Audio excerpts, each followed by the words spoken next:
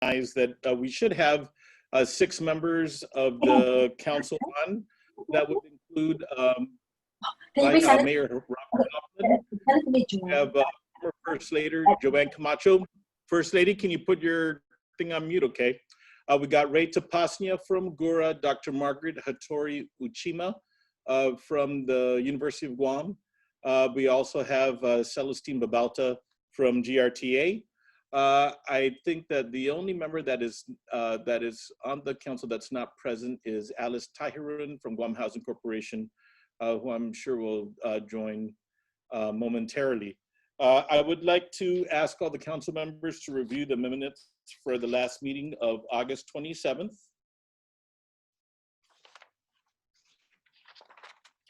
And I'll wait for a motion to approve from any of the members. So moved. Mr. Chair. Second. Is there a second? All right. All those in favor say aye. Aye. Aye. Aye. All right. Opposed say nay. And the minutes are approved. That's for the, I'm sorry, that was for the meeting of September 3rd. All right. In terms of updates for the shelter, there are currently 77 individuals in the Mighty shelter, including 47 adults and 30 children. There are 3 rooms available, and the Catholic Social Services is going through their wait list, prioritizing families for occupancy. That is ongoing. Right. And in terms of the Office of Housing, the OHAPP situation, I know that that there's still work getting that office up and running. Maybe what I'll do is I'll recognize Mayor Hoffman for a brief update. Thank you. Yeah, you are right, Lieutenant Governor. We are still in the process of that. A lot of the things have slowed down. Meeting with the vendors for the available spaces and the other things we need. We're just kind of moving at the pace and respecting the order. But we are already working with Catholic Social Services in terms of referrals. Several mayors have come across families living in their cars and in areas, and we've been in communication with Paula and Diana. So it's been doing pretty well on that. And then we're also regularly assisting people in terms of getting their verifications and what they need as well. Thank you, Mayor. Subcommittees, you know, and I'll first go into the healthcare one. I know, I just want to give you an update that I know the Surgeon Cell and Public Health, the Deputy Director of Public Health in particular, Mr. Uggan, is the lead for identifying an interim location to decompress the hospital, the hospitals, I would say. There, I'm told there could be as many as 11 individuals that are prepared for discharge that do not need acute care, but do not have a living situation that's conducive to their aftercare plans. And so, as I understand it, the Surgeon Cell is actively reviewing a location to migrate all the 11 patients, but concurrently, I understand that that the Deputy Director Uggan is putting together a long-term plan, because really the long-term would be to set up, it looks like what would intended to be a, for the most part, an aftercare facility or a step-down facility for folks that do not have living arrangements or adequate assistance to continue with their step-down. Dr. Uchima, Hattori Uchima, do you have anything to add? Oh yeah, we had a couple really good meetings. We had a meeting yesterday with GURA and also with Catholic Social Service. And then this morning we were able to meet with, of course, Major Cruz from the Surgeon Cell. We had Janica, the social worker from GMH, as well as Gemma Beth, the nurse administrator. So it was great to have the GMH people in the meeting. And then of course, Terry Uggan and Angelina from the Homeless Coalition, and again, Amor from GURA. So we are meeting again on Monday, but we have a lot of action items between now and Monday that Terry and the others are working on. They're getting a more detailed list, and also if people have insurance, we need to know who has insurance. And then there may be some possibility that we could also involve some of the private home care agencies, for instance, if they do have Medicare or another insurance and need dressing changes or something like that. So we actually have a very solid plan. And at the next meeting, we're going to invite DSC, of course, because I believe the mandate for coming up with plans for the seniors, and as you referred to, we don't have a step down or assisted living or a long-term care facility. And so I believe that mandate falls under DSC. So Terry's going to make sure that that DSC is in on the meeting Monday, but we're very hopeful. The facility that they're looking at, that staff seems to be actually very engaged and feel that they could open that up to 24/7. And of course, we do have some training resources that we would be able to provide to make sure that, it's a safe situation. Because yes, we're moving them out of hospitals, but remember, long-term care facilities are also, high up there in risk. So we just want to make sure that everything is done correctly and that there's a long-term plan. So immediate short-term to decompress the hospitals, but then a long-term plan for sure, because nobody wants to just put people there and forget about them. So we really thank you so much for having the surgeon cell involved, because I think that's really helping us move forward. But everyone's been so cooperative and really understands the goal. And just to disclose to the general public, and just again to restate that it's a concurrent planning effort. Number one, to move folks into an interim solution and work to find a final solution, because the interim cannot be final. The reason why is that the Department of Public Health and Social Services, along with the Surgeon Cell, are actively reviewing and coming up with a plan to move folks temporarily to the facility they have on Woostic Road, which is actually normally used for those seniors that have dementia issues. Now, right now, that is only available temporarily because there has been a suspension of congregate senior citizen services. But clearly, once we get through, the public health situation, of course, this is not within our control, but getting us to a point where we are comfortable and have confidence to respond to congregate senior programs, which is, there's no date for that. Obviously, we would need to bring that back into inventory to help the families that are in need for daycare programs for those seniors that have the onset or experiencing dementia. But because that is not possible right now, this is the reason why that facility is being looked at as the first step to decompress both hospitals. And so it's just not GMH, there's also GRMC, and I might add that most of these folks are likely Medicaid or MIP, but likely Medicaid. And so the amount of money that is being paid for them to stay at the hospital clearly is much more than the bringing on an appropriate resource, which is why concurrently there is a longer term situation, at least for the 11 patients.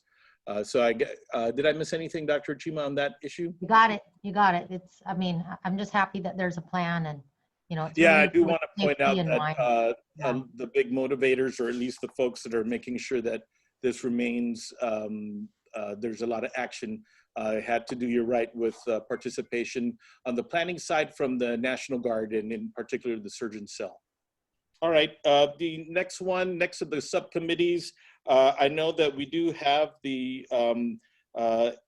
resource inventory program and project that First Lady Joanne and the Guam State Clearinghouse have been preparing for. Of course, this is a living document, and I'll recognize Joanne Camacho.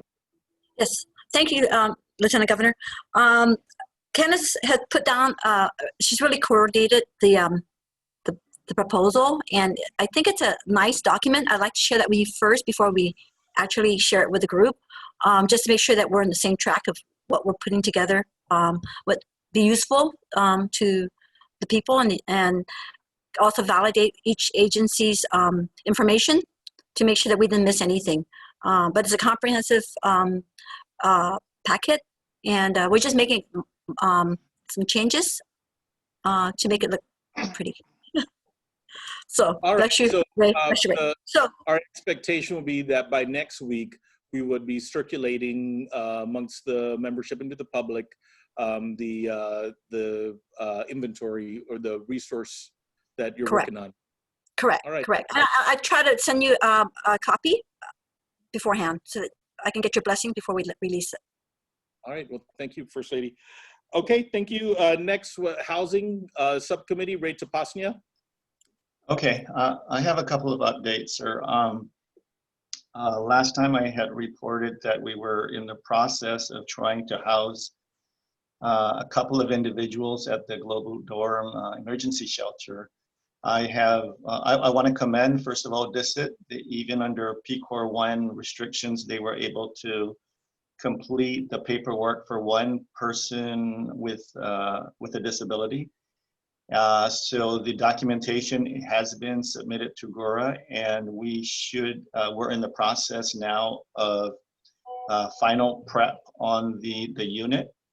And I'm guessing we should be able to house that individual, this person with a disability, within the coming days.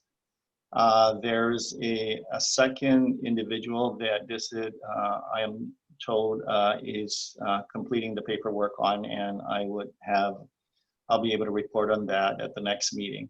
In addition to that, there's 3 other individuals that we're looking at potentially housing, but the issue is perhaps they don't fall under DISIT's requirements.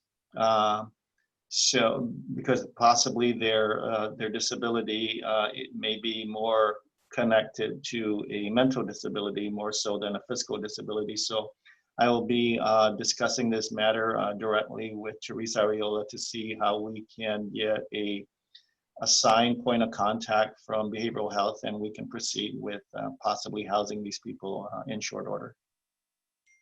In addition to that, if there aren't any questions, GRILA issued a press release last week, Friday, I believe, right after our meeting, our last council meeting, with respect to how we plan to spend the initial $3.5 million of COVID-19 funding.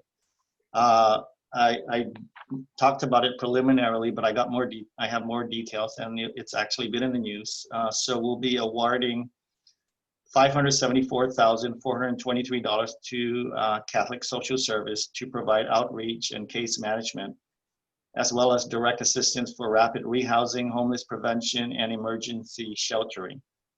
In addition to that, we'll be awarding approximately $571,752 as well to Catholic Social Service to implement rapid rehousing, homeless prevention, and securing permanent housing options. We've also partnered up with the Salvation Army, and we'll be awarding $153,000 to the Salvation Army's food pantry, and as well another $228,075 to the Salvation Army for their Family Services Center.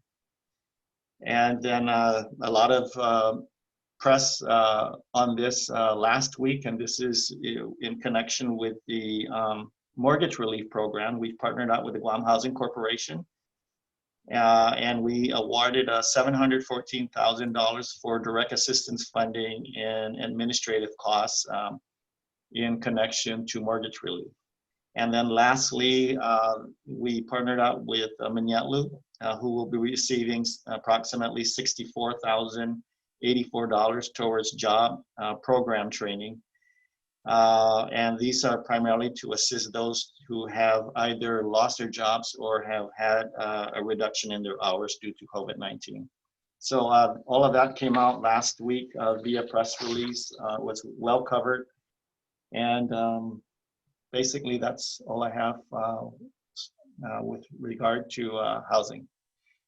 All right, I do want to point out that the seventh member of the council is present, and that is Alice Tahirun from Guam Housing Corporation. Maybe, Alice, could you just give us an update maybe on when will the application period open, if it's not open yet, for the mortgage relief program? And is there a website or a phone number that people would need to access to get the initial application going? Thank you, thank you, Lieutenant Governor. So the application process hasn't started. We still have some documents. The agreement is still under review with legal counsel from Guam Housing, and we're waiting for other documents. We're still working with GRILA on other documents. As soon as everything has been approved, Guam Housing has already our advertisement. We're going to put it out in the newspapers, and then we're going to put it up on our websites. We will be making announcements that the application process has started. And reaching out to our media partners to get that out. We have been receiving a lot of phone calls, and we're telling them the same thing. It's still under review. We're hoping to get all of these formalities completed as soon as possible so we can get the program started. All right, and then Ray, one last thing. I know that there was additional resources, or I believe there's additional resources in the subsequent award to GRILA for assistance for COVID-related assistance, and I wonder, is there going to be another application period, or what would if there are other nonprofits or government agencies looking to that have already identified additional needs to prevent homelessness or to address housing situation for residents? What's the next step for that funding source, if any? You are absolutely correct, sir. We did receive the second allocation from HUD of $2.6 million. We've actually received some proposals that my team is currently reviewing on how those funds will be, or what we plan to do with those funding sources. I hope to have that review complete within the next few days. I realize it's critical. It's the processes that we have to follow to expend federal monies and to ensure that we're fully conforming to their guidelines. But hopefully will have more to update you by the next meeting. So is yes, there a criteria or a formal application process, or maybe available through your website, or who would be the contact if there are other organizations that are looking to try and provide additional services? And then the only other thing I would say is, based on our experience with HUD, it takes quite a long time for it to go through their review system. So I guess the sooner we can clear the local system, we can try and get the resources open for people. But if you can continue on that note. Yes, and we've actually reached out to a number of our experienced nonprofits and NGOs to alert them that there's an additional 2.6 million, and we've received proposals since then and are currently reviewing it as I speak. All right, and is there a deadline, Ray? There is a deadline. I don't know what the deadline is. Kathy, are you online? Okay. You can, if you have that detail or can get that detail from your staff to announce before we close the meeting, that'll be fine. All right, okay. With that, I'm going to, now we do have, of course, a transportation subcommittee, and today there's going to be some focus on transportation with GRTA, and of course, underscoring the fact that transportation is a barrier for those that are homeless or that have socioeconomic challenges.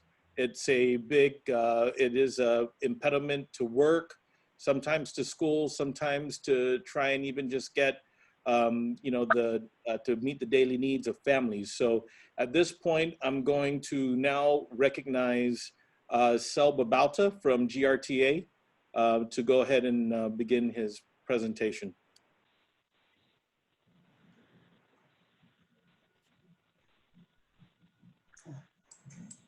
go ahead and clear.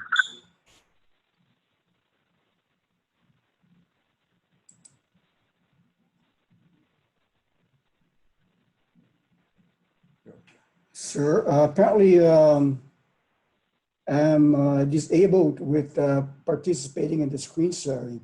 All right, Like, so we'll address that right now. Just everybody, just ask for your patience. A couple minutes while we get Thank this set. you.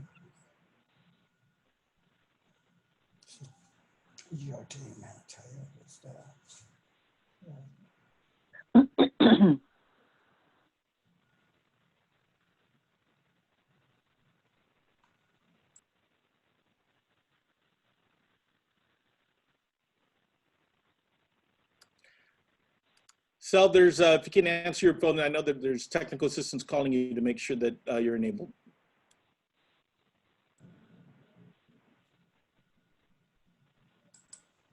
Oh, there it is. Sure, click sure.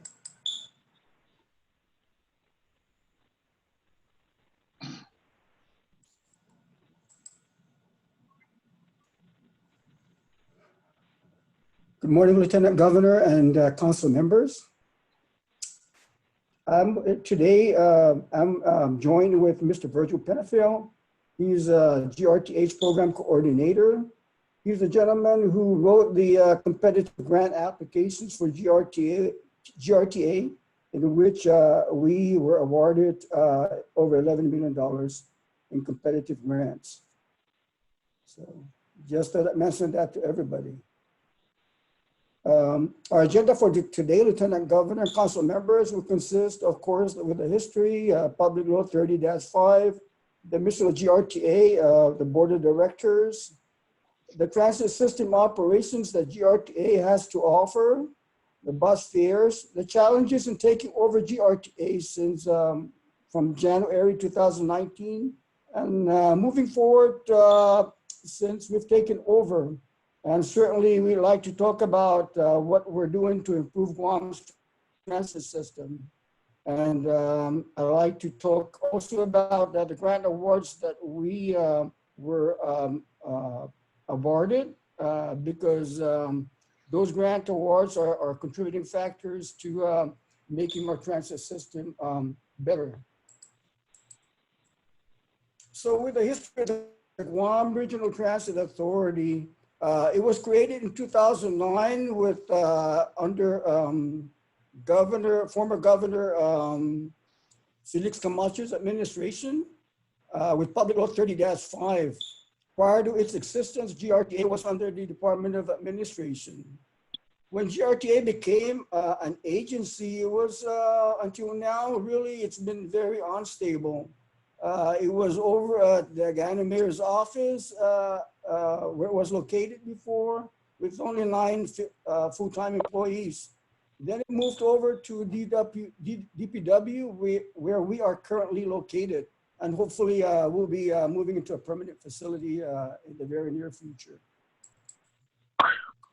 With Public Law 30-5, it allows for GRTA to have a board of directors. The board will hire the executive manager. The board also under Public Law 30-5 or GRTA under Public Law 30-5 is allowed to manage public parking except on 2 locations, and that's at the airport and Port Authority of Guam. We're also allowed to advertise on buses and bus shelters as revenue sharing activities, and of course, franchise. We're allowed to franchise public transportation. The makeup of the board of directors currently consists of Alejo Sablan, who's the chairman of the GRTA board. He's a former school principal. The vice chairman is Mr. David Arantz, a former naval officer, and of course, Director Mayor Paco and Director Mayor Kevin Sisrico. We currently have 3 vacancies, and we're working to fill those 3 vacancies as soon as possible. Lieutenant Governor and council members, with the transit operations system that we have currently, we have the PARATRANSIT. And with that, we provide transportation for persons with disabilities. And we also have the fixed routes. With fixed routes, we transport other riders such as workers, students, military and their dependents, and of course, even visitors from off island. With paratransit services, I'd like to mention that it's a share ride. In other words, persons with disabilities, right now on our small vans, we're transporting at the most 2 individuals. And with our ARBAC, our buses, that allows us to transport 8 individuals. So of course, the rides have to be shared. With paratransit services, the disabled individuals submit their applications for review and approval, and eligible riders are given an ID card. That ID card is very important because it tells the bus driver that the person is actually have been identified as eligible for a paratransit ride. And also that ID card allows them to purchase tickets at a lower cost. Once the paratransit rider is determined to be eligible, we send out a driver to assess their residence for pickup, and that's to make sure that when we send a vehicle out, that the vehicle is safe to access the property, and that you'll be able to effectively, the driver will be able to effectively pick up the rider. Reservations for paratransit riders can be made as early as 14 days, but not later than the day before. The cost per ride is 50 cents per ride, or $1.50 for a day pass. And normally it's a curb-to-curb pickup and drop-off. In other words, the rider will be able to get picked up at the curbside and get dropped off at the curbside.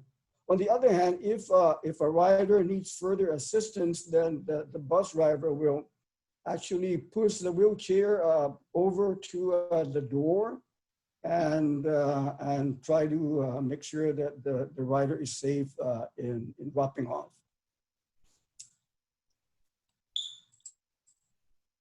With fixed routes, we have a total of 6 fixed routes, and also the Southern Express, and that covers the entire island.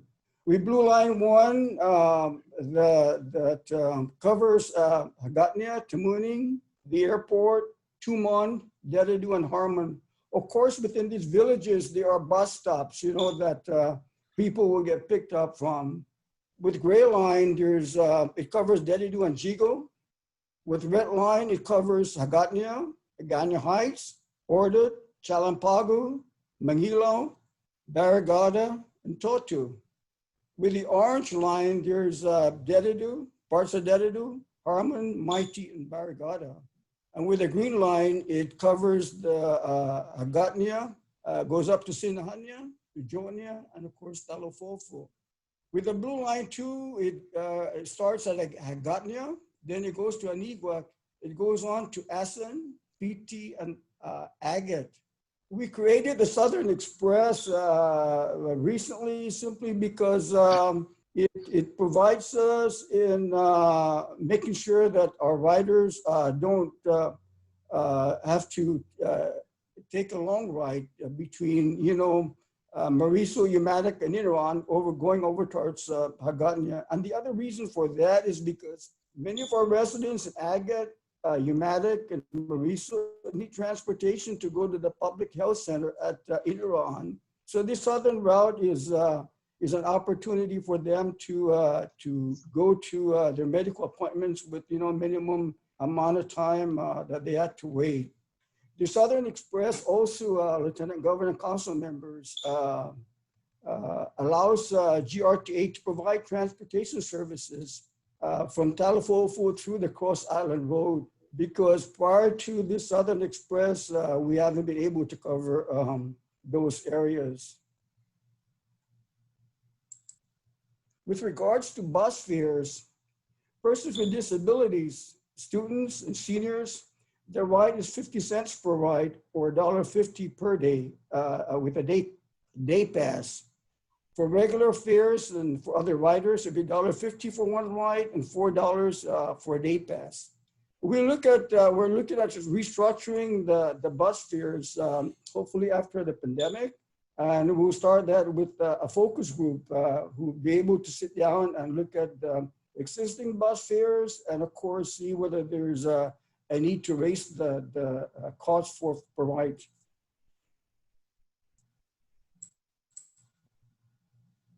Lieutenant Governor and council members, you know, as you mentioned, Lieutenant Governor, GRTA has been rather, in other words, not very accommodating. And I'll tell you, when the Longueuil Tenorio administration took over, I like to just let the people know that we encountered tremendous amount of challenges. And I'll give you some examples of those. When we took over, only 7 out of 23 buses and vans were operational. People with disabilities are being denied transportation. As a matter of fact, Marcy Santos, you know, the public guardian, I met up with her one time and he said, you know, Sal, one of my clients was denied transportation to go to dialysis. And that person got very sick and I'm not sure whether he was able to recover. But right now, sir, we don't deny any disabled individual transportation. There's a long waiting period at the bus stops. We have limited bus stops, you know, and of course, route schedules are not being met. GRTA was getting ready to lose 1,237,500 that would have been returned back to the Federal Transit Administration. Another challenge is the fact that GRTA, because it doesn't have enough buses at the time to provide for the routes and the people with disabilities, it was leasing buses at $74 an hour, 16 hours a day. Until now, GRTA is still in a temporary facility after being in existence for over 10 years. And GRTA was earmarked since 2005 by the Department of Transportation to get $400,000, and it was never known. Nobody knew about it. FTA funds since 2012 remain unencumbered when we first took over, Lieutenant Governor, and there's a lack of oversight for bus fare accounting and invoices scrutinizing. Now, you know, I like to let you know, sir, and council members, that since we've taken over, there are 17 or 23 buses and vans that are operational. We do not deny any individual with disabilities any transportation. We don't do that anymore. I make sure that every person with disability is provided transportation, whether it's going to medical appointments, to the stores, to pharmacy, to the bank, the post office. We provide our disabled population with transportation. Our fixed route schedules are being met. We reduce the waiting periods, but on the other hand, in order for us to reduce waiting periods and to provide more bus stops, we need more buses. We are no longer leasing buses at $74 an hour. And one very important accomplishment that we did is we saved GRTA $1,237,500 in FTA funds. And we are going to use those funds to design our facility. And our facility is currently being designed. And $1 million to help build our facility. We've also programmed another $2 million for the construction of our facility. And that will bring it up to $3 million that will house our maintenance, operations, and administration. This will allow GRTA to have stability. We also, I was over at Honolulu, Hawaii, and I took a chance to go down to the U.S. Department of Transportation just to find out what kind of resources the GRTA may be eligible for. And during my visit, I was told that GRTA had $400,000 since 2005 to purchase paratransit vehicles and nobody never knew about. Well, we're going to get that money, sir. And we're going to use that money for, again, to purchase paratransit vehicles. We're now able to use the funds that have been made available since 2012 to purchase the Uber Route Match Transportation Management System. It's a technological system that's going to provide excellent customer service for our riders, because they'll be able to download the app and make their reservations, or dispatchers and schedulers will be able to effectively manage transit operations. And this system is going to allow us to gather data that will help us in the decision-making process, our grant applications, and for federal transportation, federal reporting requirements. GRTA is also working very closely with GSA to purchase more buses. Sir, we have $3.2 million at our disposal to purchase buses. And once we get those buses in, we'll be able to provide much better transit support for our people of Guam. With regards to a journey to improve our transit system, we're going to continue to seek for federal funds, even competitive federal grants. And with Virgil Penafiel, with GRTA, I'm quite confident that we're going to continue to be awarded as we submit our application to compete for those federal grants. We're going to work hard to provide safe, reliable transit operations with the Uber Route Match Transit Management System, mobility on demand, and commuter service. In other words, what we're looking at doing in the future, hopefully by 2021, is to have a mobility on demand, a outright transportation for fixed route. And we're also looking at focusing on providing transportation for our workers, especially out of Dedido and Jigo. As you know, we were awarded $9.5 million to purchase electric vehicles. We're going to continue to work hard to seek funding to purchase more electric vehicles. Our building completion hopefully will be accomplished by 2022 if all goes well. We're pursuing revenue generating initiatives to help us with our funding, and that will include parking, advertisements, franchising public transportation. And I want you to know that I'm working with the Department of Labor to open up an apprenticeship program to provide more credibility with our maintenance people. I have a maintenance team that have done pretty good for us, and I like to make sure that they achieve their journeyman certificate so they'll be able to do a lot more with maintenance. Of course, we need our operations people to get trained also, especially with the technology that we've purchased with Uber Route Match. Lieutenant Governor and council members, GRTA submitted 2 competitive grant applications. And on both applications, GSA was awarded for bus and facilities, $9.5 million. And the Accelerating Innovative Mobility Grant, we were awarded $1.9 million with a 20% local match.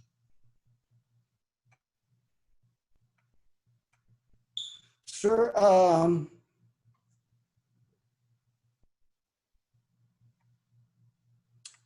the purpose of the bus and bus facilities ability is to provide safe, reliable, and accessible transportation for the residents of Dedido and Jigo. As we all know, Jigo and Dedido are the 2 most populated villages in Guam. With that grant, we're going to purchase 8 electric buses and 8 electric cars. We're purchasing the Uber Route Match Transportation Management System. And we're also working with the Mayor of Dedido and the Department of Land Management to help us in preparing to construct a park and ride facility at Dedido.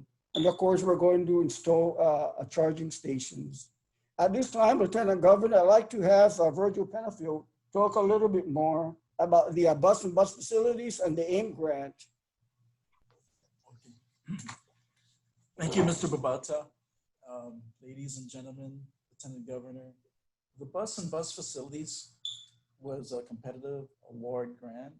We competed against hundreds of other public agencies in the United States as well as territories, and we're very happy and blessed to have been one of the larger generated awards of $9.5 million.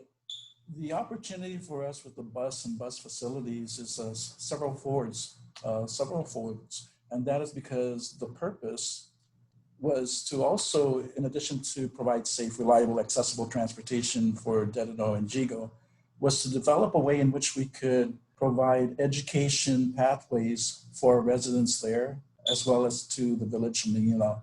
As you know, these three locations are the largest population base in our island. But we wanted to do something more than just do the larger population. We wanted to do these in phases. And so utilizing the Bus and Bus Facilities Grant, we created a concept entitled of A Road to Education.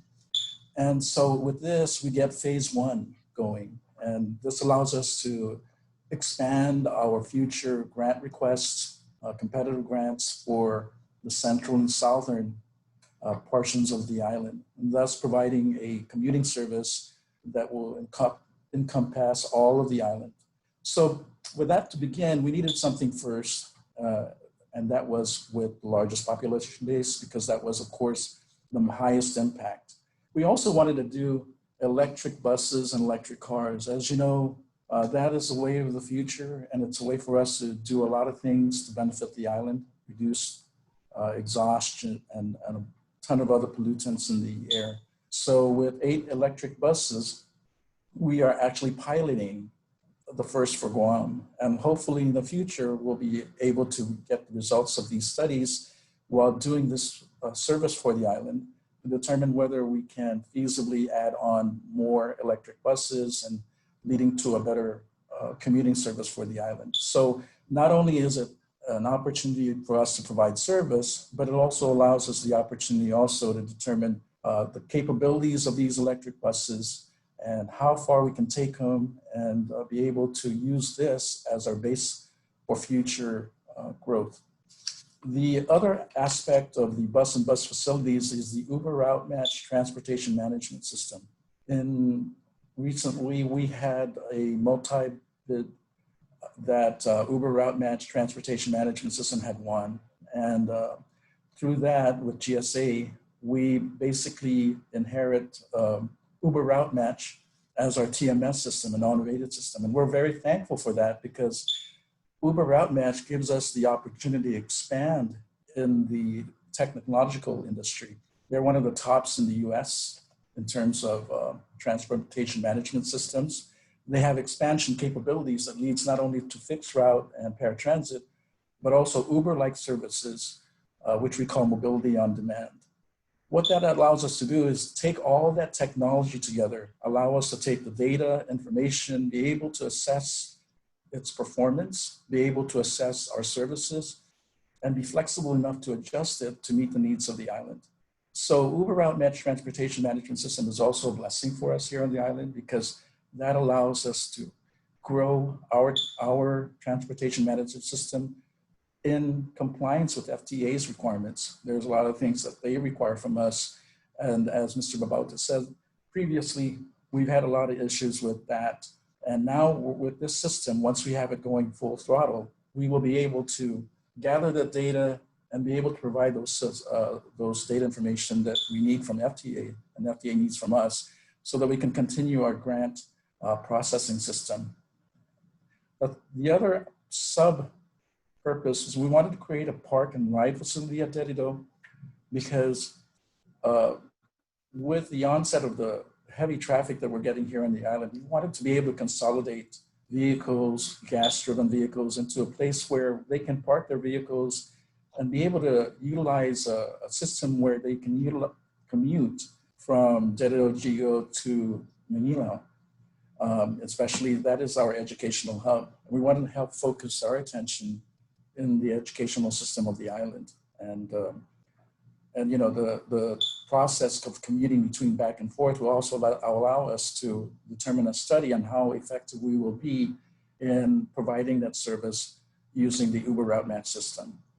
The other concept that we have is with the 8 electric cars. As you know, it's kind of difficult to travel in just by walking to one point to the other on the island. So we've devised an Uber Route Match system of picking up our constituents, and that's anyone who wants to ride in those areas, to take them to the park and ride facility.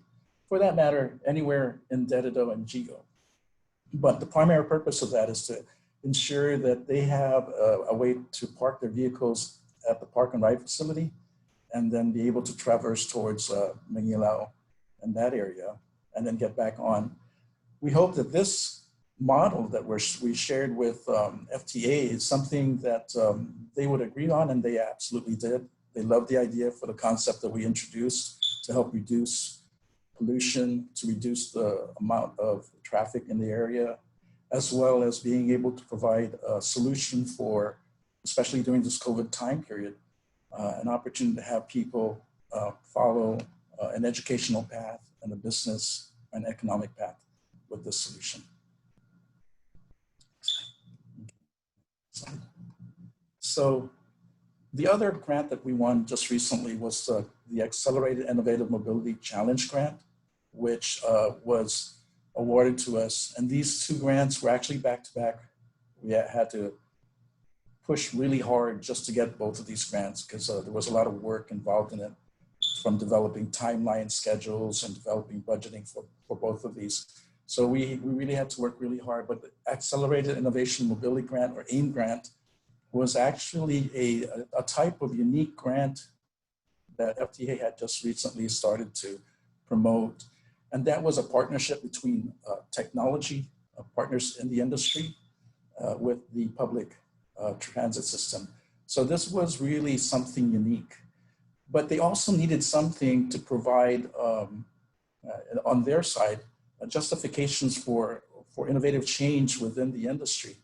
And the AIM grant, AIM Challenge Grant, was that opportunity for us to do something that we felt very strongly about, and that is an Uber-like service for the island community. As you know, with the AIM grant, we covered Jigo and Dedido. This allows us to also cover, through the AIM project, Agate, Santa Rita, PD, and Naval Base area all the way up to Dedido. So with a mobility on-demand concept. What we wanted to do was see, and I think the rest of the industry, the rest of the transportation industry in the United States was also looking for ways that they can find to incorporate into their system the latest technology that was out there. And so the intent of the FTA's AIM grant was to allow the agencies to then determine themselves what technology could they incorporate. And so our concept was the Uber Route Match mobility on-demand system. And what that allows us to do is, like, if you had an app that GRTA would provide and you needed a ride, let's say from Santa Rita, you need to go to the Micronesia Mall. All you would have to do is, just like Uber, you would look on your app and find the nearest available Uber-like route match shuttle to take you to your destination point. And along the way, it will pick up, based on the automation system, the other passengers leading up to that route. And so we'll have 8 to test out, 8 lease-to-own vehicles, and they will be utilized, and we will be studying them with the support of the University of Guam as part of our partnership, and along with Route Match as part of our partnership, to utilize the data that we acquire to help us to determine a lot of different things that I think the industry wanted to know. One of them is, of course, is mobility on demand something that will replace the traditional methods of transportation, which is fixed route? Or will it be better off as a complement to it? And so there are a lot of questions within that topic that people want to ask. And we want to be able to give that answer back in return for this grant, the results of our findings.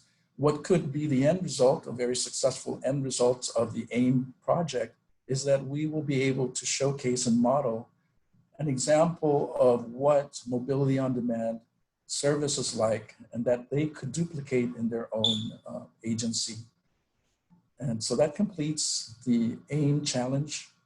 We have acquired $1.9 million from this with a 20% match. And so therefore, with utilizing both of these grants, we strategized that this would be an effective way for us not only to come up with a technological advancement, but also a service to our community. Thank you very much. So, Lieutenant Governor and Council members, with everything that we're doing, we believe very strongly that we're going to have some advantages in transit improvements. With that, we believe very strongly that we're going to reduce congestion, provide a more healthy environment, contribute to economic growth of Guam, and of course, transportation to our most vulnerable people, the persons with disabilities, and those who are not able to purchase their own vehicles. You know, I think with the improvement in transit systems, we're going to be able to reduce road repairs because hopefully there'll be less vehicles on the road. There'll be lower vehicle maintenance costs for people who own vehicles, because then instead of driving their own vehicles, they're going to be able to ride a vehicle. You know, they don't have to buy expensive gas. And certainly with a good transit system, we hope to improve the quality of life of the people of Guam. And very important is the fact that when we have good, reliable transit system, it's going to allow people to get employment. And when more people are employed, they'll be less reliable on. They won't rely heavily on social programs. So, Lieutenant Governor, Council members, in summary, we've talked about the history, we've talked about the mission, the transit operations that GRTA currently provides, the challenges that we've encountered, and what we've done to move forward. And we are working hard to continue to improve our transit system. And with that, we're going to continue to compete for grants that are available out there. Hopefully, we'll be able to continue to replicate the $11 million that we've garnered through competitive applications with the Federal Transit Administration. So with this, sir, this concludes our briefing. And if there's any questions, please don't hesitate to ask. All right, and at this, thank you very much, Sel, and to your staff for making the presentation. I'm now going to ask any members of the council if they have any questions for GRTA, and after that, I will move to members of the general public. I have some questions, Lieutenant Governor, if I may. All right, go ahead, Ray. Sal, first of all, I want to commend you for taking on a major responsibility in trying to raise the Titanic from the bottom of the ocean floor to the surface, and you've done, you're almost there. But as you know, when you're a cabinet member of the Leon Guerrero Tenorio administration, the work is never done. With that in mind, I want to challenge your team, the team you have at GRTA, to find the most effective way that we can provide the service that you provide to our low to moderate income families and as well to our homeless population. Collectively, GURA, and I've said this repeatedly in previous meetings, houses about 4,881 families. Many of them require a reliable and safe public transit system to either get to the doctor or to be gainfully employed. And so I think you've done an outstanding job, Sal. I just, as you and I both know, the work's never done, but I really want to commend you. Thank you. Ray, sir, can I respond to Ray's comments? Of course, please.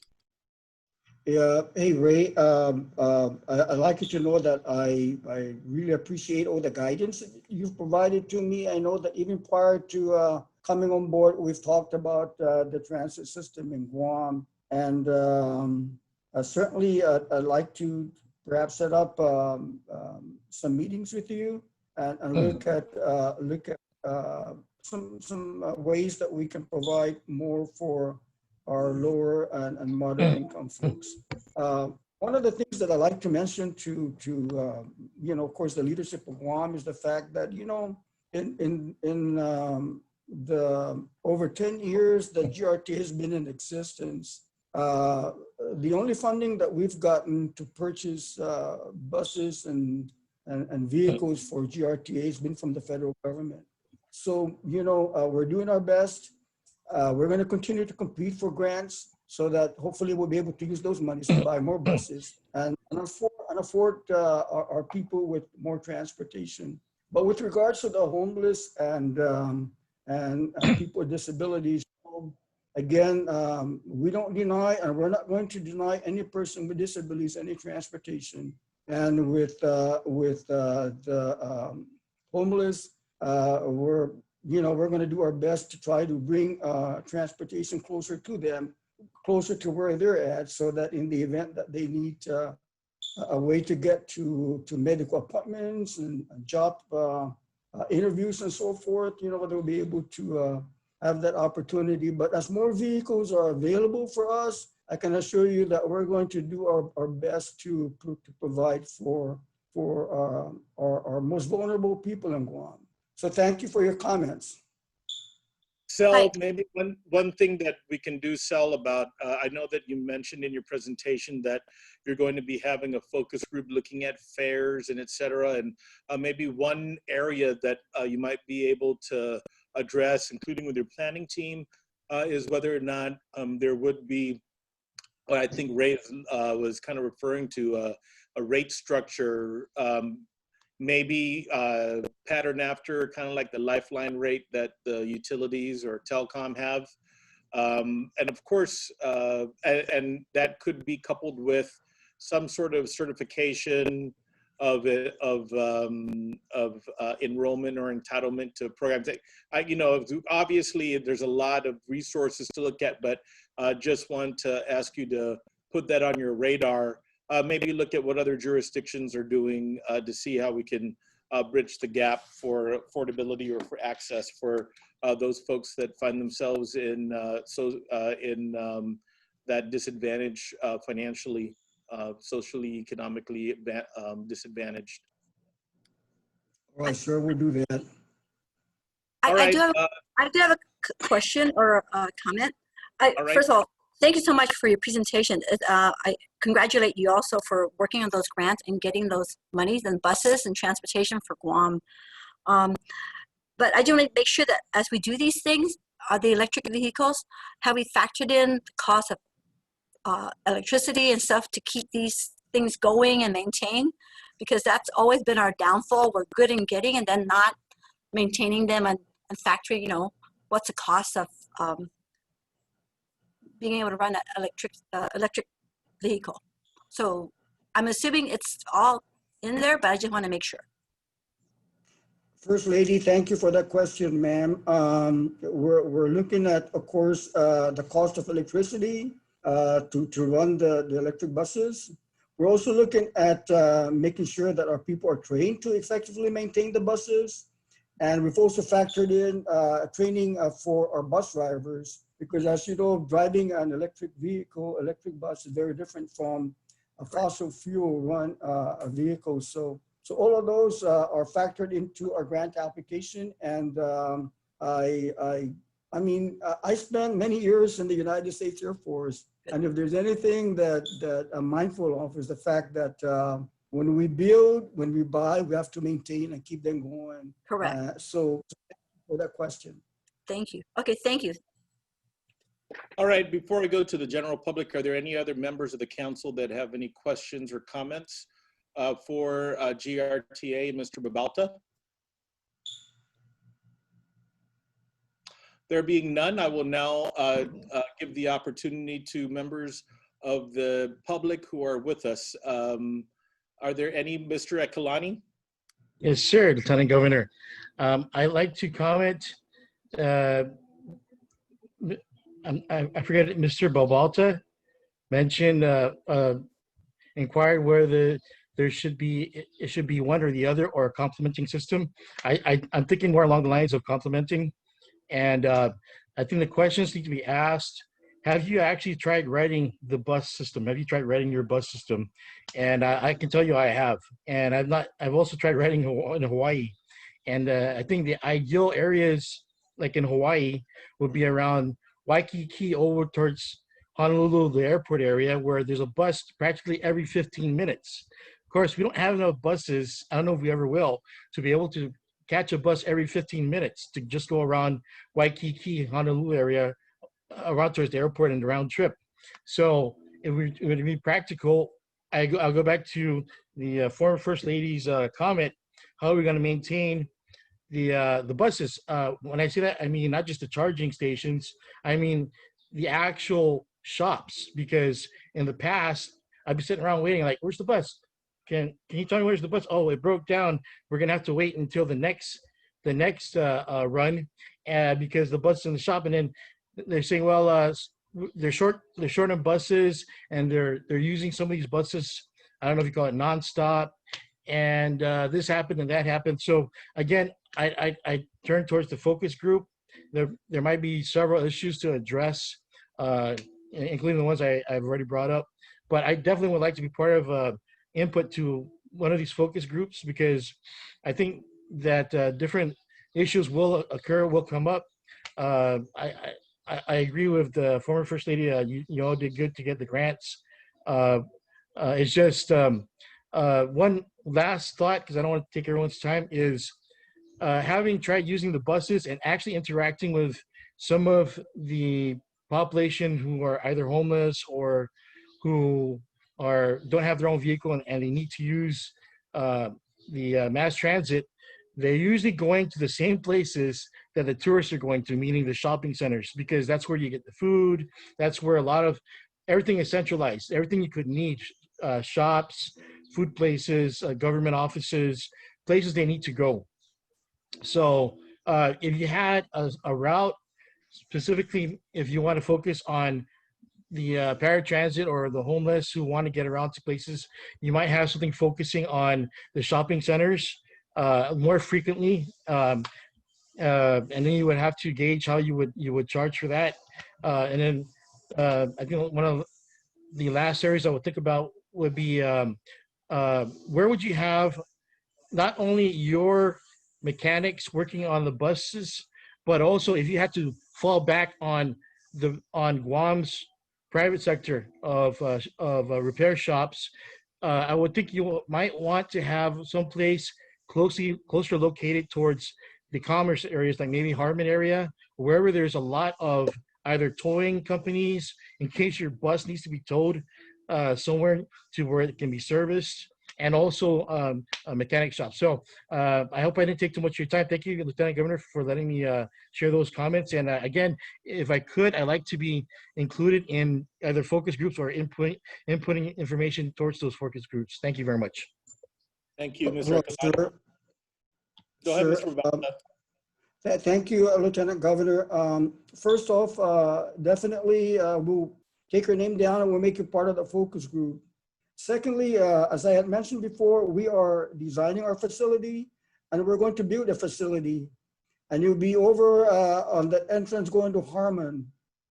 Within this facility, we're going to have 3 maintenance bays. We're going to have within that facility charging station and the infrastructure to support the buses that we're going to buy. And like I said before, we have a maintenance supervisor who graduated from the Universal Technical Institute of Arizona, and we're working with Department of Labor to put together an apprenticeship program so we can make sure that our maintenance people are journeymen, and will provide more credibility towards the maintenance and upkeep of our buses. And then for your information, like I said before, when we first started, there were only 7 buses and vans that were operational. Now we have 17. Today I was told we have 19. And that's because we're really working hard with our maintenance program to make sure that the buses are up and going. But certainly, sir, your comments are well taken. And we'll put you on our list of people to be on the focus group. Thank you. All right, are there any other members of the public? Actually, I kind of violated protocol. I should have recognized or give the opportunity to Senator Tello Tadegui, who has joined us.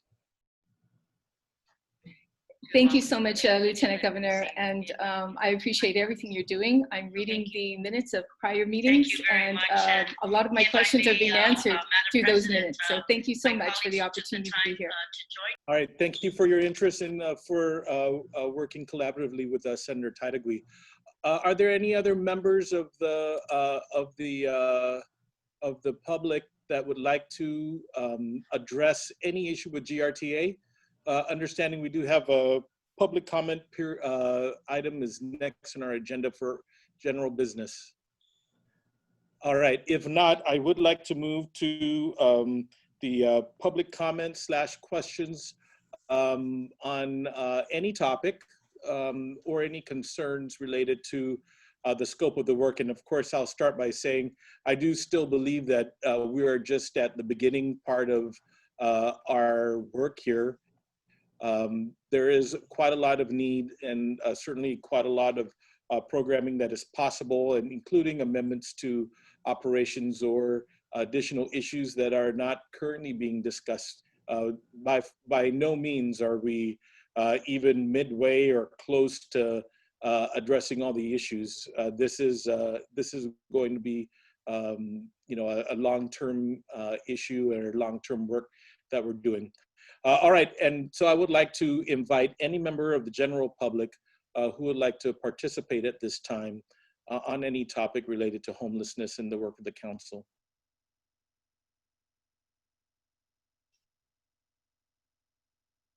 All right, Mr. Akalani. Thank you again, Lieutenant Governor. So I think I would probably want to ask Dr. Margaret Uchima if there's any concerns of the homeless coalition, because I think more recently I noticed what seemed to be maybe newer faces. I don't know how new. Word of mouth is that due to this pandemic, some Asian nations have been basically given the boot to U.S. citizens who voluntary deporting, I think they call it, from the Philippines, other countries. Maybe they have families in those countries, and but they're not citizens, so they're ending up on our streets. Are there any other concerns that we should be aware of, Dr. Margaret? Well, we still have, fortunately, Catholic Social Service still has their outreach team that's been going out weekly, and they're in actually constant communication with the Lieutenant Governor about the Mighty Dorm. But some of the homeless that are on the street, either we have tried to be put in the Mighty Dorm, and then there were a few that just, they didn't want to stay for whatever reason, and are back on the street. So of course, we are concerned with some of our chronic homeless that are still on the street that we all want to see housed. And I know that that's creating a lot of concern among the public, because they know there's the Mighty Dorm, but they still see some of our regular homeless on the street. And and just for, everyone to know that the coalition members have really tried, very hard, many, many times to house some of these chronic homeless. And we have not been successful. I did talk to Mayor Hoffman about when they opened the office.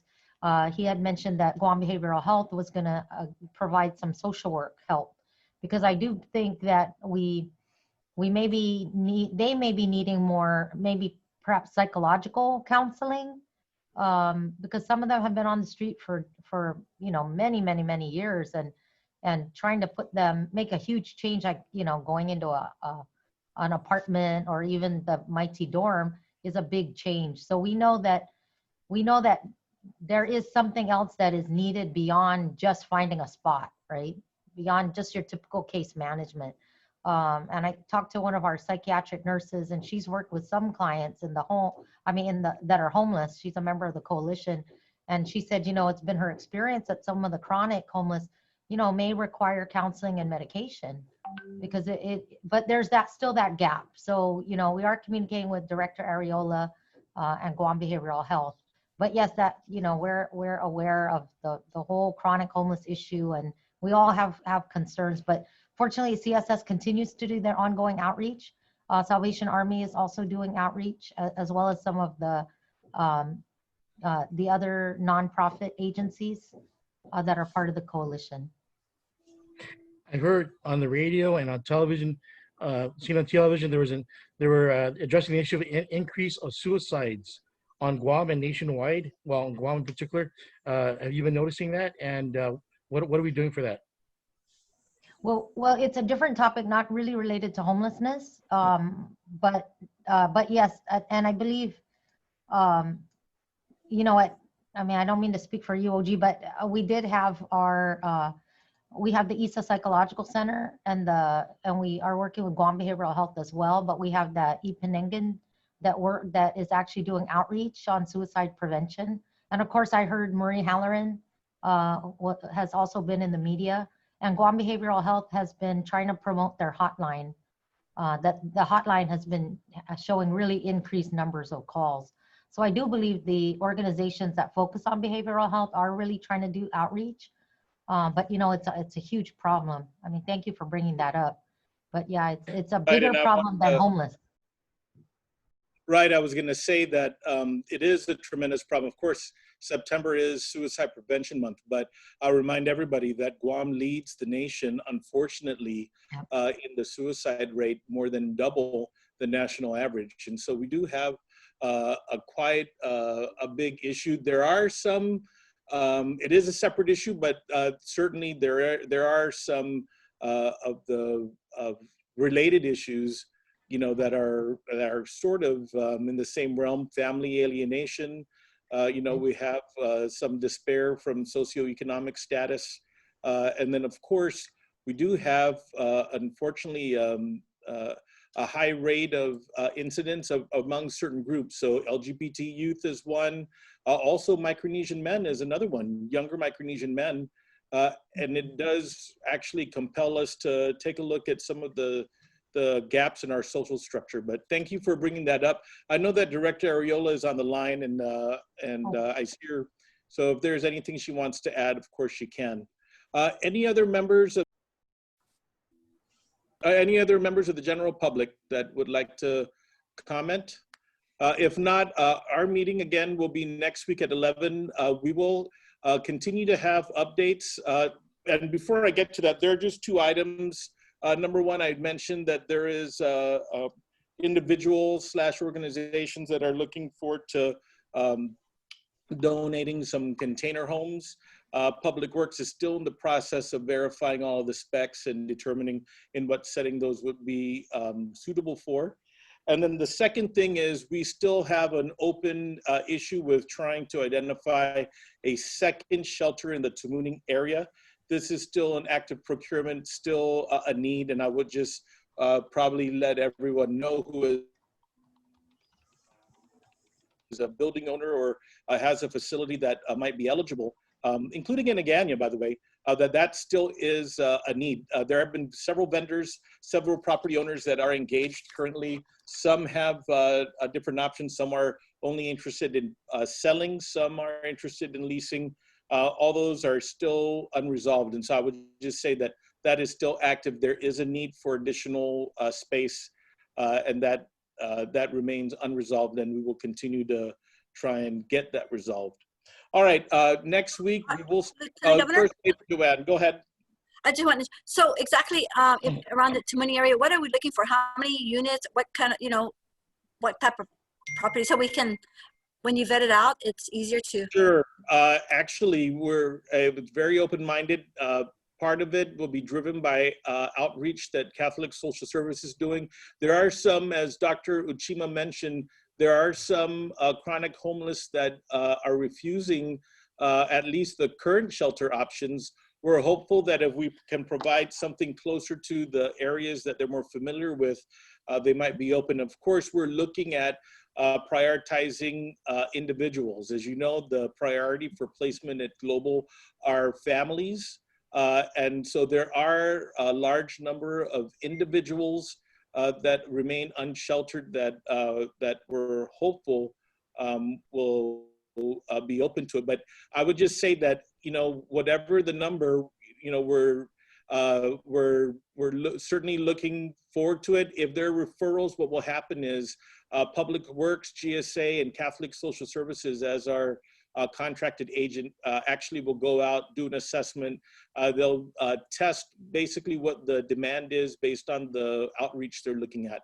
But I would just encourage that, you know, it is kind of open. And of course, there also is a need for transitional housing. And so sometimes there's some resources, as Gura pointed out, individuals with disabilities, there's veteran vouchers that can still be assigned that may be useful. So I would just make it an open call. And then there is still open solicitation that is with GSA. And so if property owners are interested, they can contact GSA directly, or they can contact Rob Augustine from my office, who can refer them to an appropriate individual. Okay, great. All Thank right. you. Yeah, so next week we will have our updates, and then Guam Housing Corporation will make a presentation on their programs and their services, including perhaps information on the application process of the intended mortgage relief program. Hopeful that we'll be able to get all of the paperwork that is mandated by the federal grant done so that we can get that open and continue to identify the need and perhaps maybe some gaps that might be presented after this program is launched.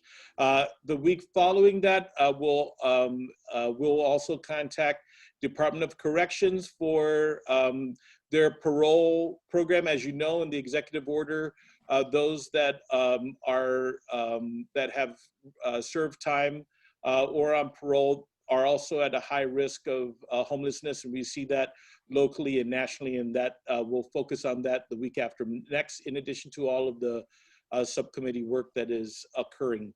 All right, that being said, I know we're over our limit. I want to thank everybody for their participation and look forward to seeing them next week.